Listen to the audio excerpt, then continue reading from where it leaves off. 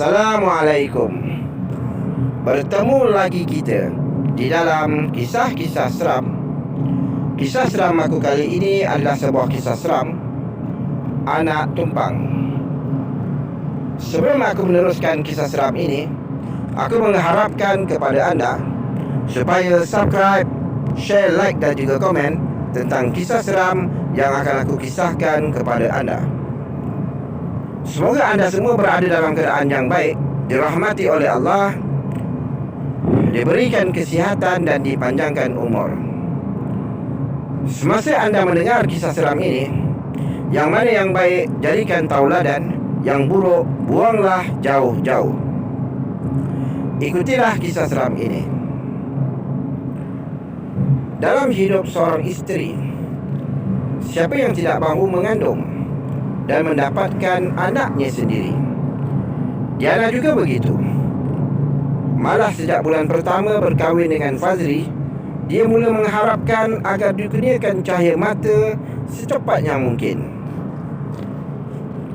Namun sehingga usia perkahwinan mereka menjangkau setahun, belum ada tanda-tanda mereka akan dikurniakan cahaya mata. Fazri tenang sahaja dan menganggap belum ada rezeki lagi.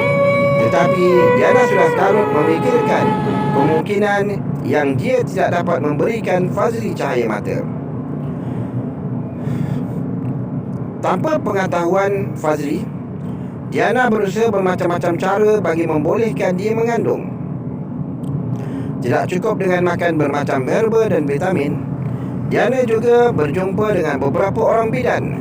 Pantang dia bertemu dengan makcik yang pandai mengurut, pasti dia mahu diurut peranakannya. Ada yang mengatakan rahimnya terlalu tinggi, sebab itulah sukar untuk mengandung. Tidak kurang juga ada yang mengatakan perut Diana tidak cukup kuat untuk menampung kandungan. Yang peliknya, Diana percaya sahaja semua yang dikatakan, sehingga tidak menyedari ada antara mereka yang sekadar mahu menguras wangnya. Suatu hari, Diana terserempak dengan seorang wanita separuh baya di sebuah tandas di sebuah pusat membeli belah. Wanita itu tiba-tiba sahaja menegur ketika Diana sedang membetulkan solekannya di hadapan cermin di dalam tandas tersebut. Cantik sungguh adik ni ya.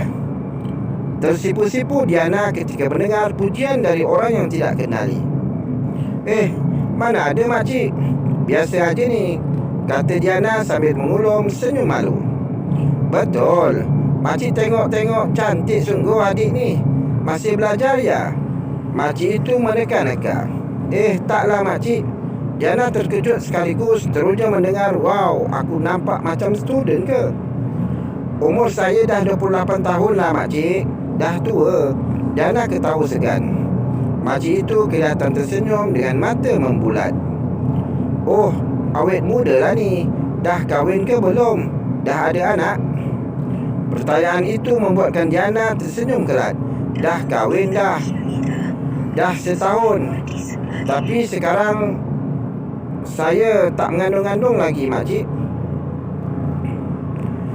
Makcik itu mendekati sambil tersenyum panjang.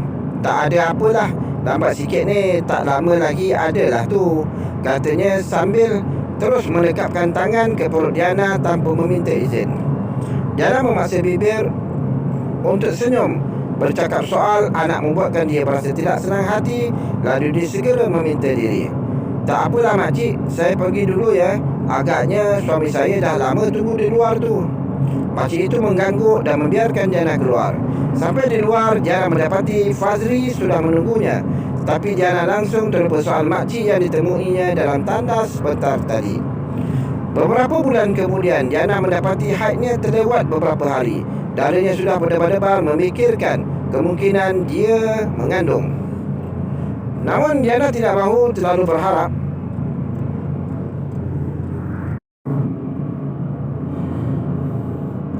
Diana mengambil keputusan untuk menemui doktor. Tidak salah lagi dugaan Diana. Doktor mengesahkan yang dia sudah mengandung. Betapa gembiranya Diana mendengar berita itu. Terus dia menelpon Fazli memaklumkan berita tersebut. Sama seperti Diana, Fazli berteriak girang di telefon. Selang beberapa minggu kemudian, Diana didatangi mimpi aneh. Dia didatangi seorang wanita tua. Melihat wajahnya, Diana teringatkan makcik yang pernah ditemui lama dulu. Mengandung juga kau akhirnya, ya?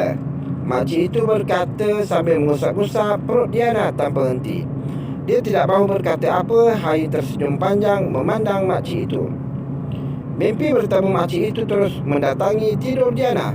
Namun kerana ia bukanlah mimpi yang menakutkan, Diana tidak memikirkan dan langsung tidak menceritakannya kepada Fazli. Kandungan Diana membesar dari sehari ke sehari. Bagi memastikan kandungannya berada dalam keadaan sihat, Diana menjalani pemeriksaan di klinik selang 2 minggu sekali, sehingga kandungannya berusia 5 bulan. Doktor mengesahkan kandungan Diana berada dalam keadaan normal. Bayinya membesar dengan sempurna. Namun ketika Diana menjalani ujian ultrasound, dia menerima berita yang mengejutkan. Doktor sendiri pelik dan bagaikan tidak yakin dengan apa yang dilihatnya. Kenapa, doktor? Ada apa yang tak kena dengan kandungan saya ke? Tanya Diana apabila menyedari muka doktor berkerut-kerut.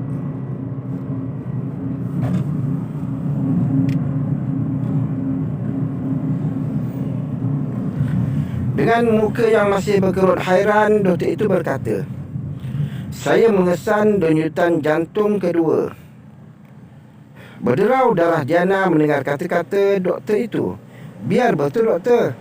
Cuba periksa lagi sekali. Doktor pun menuruti permintaan Diana. Tetapi kali ini dia sendiri terkejut apabila mengesan satu lagi janin di dalam perut Diana. Lebih mengejutkan apabila melihat usia kandungan tersebut 3 minggu lebih muda dari janin yang pertama. Memang ada 2 janin dalam kandungan awak ni. Doktor itu berkata dalam nada sedikit bingung. Ha? Saya mengandung anak kembar ke? Tanya Diana dengan muka cemas. Tetapi doktor menggeleng. Ambil kek, dia nanti dia melencong sikit. Jangan masuk sini terus. Tapi doktor menggeleng. Ini bukan kembar. Usia kandungan yang baru dikesan ini 3 minggu lebih muda. Bahkan dia tak berkongsi uri dengan yang lagi satu. Ini ibarat awak mengandung 2 anak yang berlainan usia dalam masa yang sama. Saya pun pelik sebab tak pernah jumpa kes macam ni. Habis tu, apa perlu saya buat?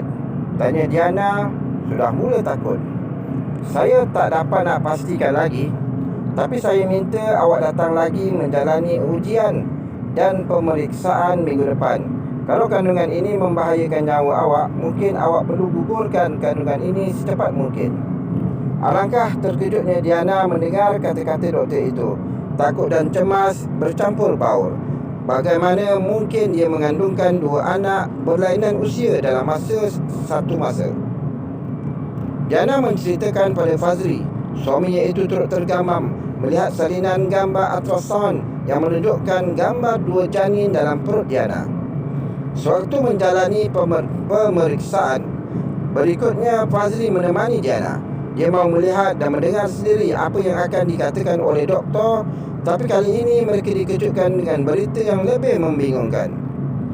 Kandungan yang usianya lebih muda dari janin pertama lebih besar 1 kali ganda. Ia kelihatan lebih sihat dari janin yang pertama. Menurut kata doktor, kemungkinan besar janin pertama tidak mampu bertahan sewaktu dilahirkan nanti. seolah-olah janin kedua menguasai seluruh ruang perut Diana dan sumber makanannya. Rasanya tidak akan membahayakan nyawa Diana, tetapi saya harap kalian bersedia menerima hakikat sekiranya janin pertama akan meninggal dunia sebaik saja dilahirkan. Begitu kata doktor. Diana menangis mendengar, entah mengapa hatinya lebih merasakan kasih sayang terhadap janin yang pertama. Dia mula merasakan janin kedua itu merampas kesihatan janin yang pertama. Semakin kandungan Diana membesar, semakin besarlah janin yang kedua.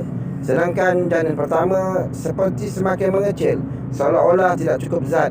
Akhirnya Diana dan Fazli terpaksa menguatkan diri bagi menerima sebarang kemungkinan buruk. Menjelang saat-saat melahirkan, Diana merasakan kesakitan perutnya terasa seperti mahu pecah. Ditenang-tenang dari dalam. Fazli panik melihat Diana meraung-raung kesakitan. Sampai di hospital, Diana terus dimasukkan ke dalam bilik bersalin. Puas sudah jururawat cuba menenangkan Diana, tetapi raungan semakin kuat sehingga menyebabkan semua pesakit lain terdiam. Setelah bertarung hampir 5 jam, masih tidak menampakkan tanda bayi mahu keluar. Sedangkan Diana semakin lemah. Keadaan itu menyebabkan doktor dan jururawat terpaksa melakukan pembedahan kecemasan. Tapi alangkah terkejutnya mereka apabila bayi yang ada di dalam perut begitu kecil, kecut serta boleh dikatakan hanya tinggal kulit dan tulang. Tiada bayi kedua seperti yang dikesan oleh doktor sebelum ini. Diana meraung melihat keadaan bayinya. Hanya sempat beberapa saat dia memangku bayinya sebelum bayi itu menghapuskan nafasnya yang terakhir.